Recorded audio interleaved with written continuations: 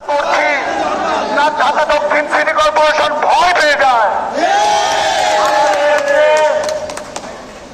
সহকর্মীরা আছেন, আজকে আমি যে জনবল দেখতে পাচ্ছি, আমি আশা করছি আমাদের বিজয় চলে যাচ্ছে।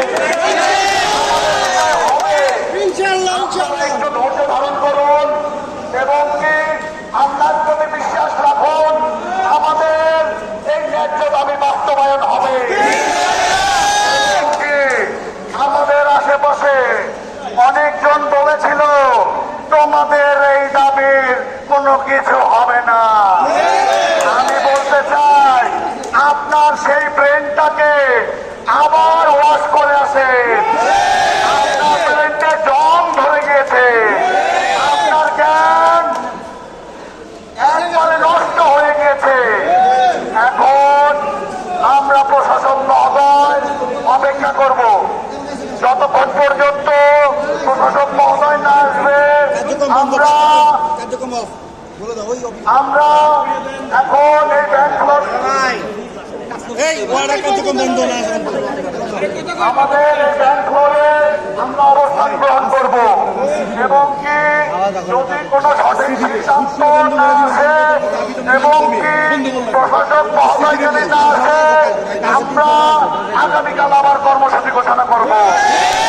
এই কর্মসূচি অব্যাহত থাকবে এবং কি আমরা এতদিন কাজ করে তারপর আন্দোলন চালিয়েছি, এখন আমরা সকল কাজ বন্ধ করে দেব। আমরা এই নির্যাতিত হয়ে আর কাজ করব না, হয়তো বা মরব নয়তো বা জিতে যাব। তাই আমরা প্রশাসক মহোদয়ের অপেক্ষা করি। আমাদের চিফ সাহেব যেহেতু আশ্বাস দিয়েছে, সে আমাদেরকে নিয়ে কথা বলবে এবং আমাদের প্রশাসক মহোদয় যদি সঠিক সিদ্ধান্ত দেয় তাহলে আমরা এই আন্দোলন স্থগিত রাখবো।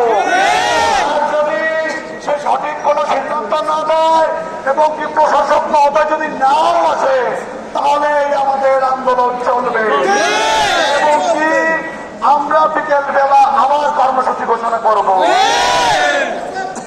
তো এখন প্রিয় সংগ্রামী ভাইরা আমার, আপনারা এই ব্যাংক ফ্লোরে স্লোগানের মাধ্যমে আমরা এই নগর ভবন উত্থান করতে চাই, কি বলে?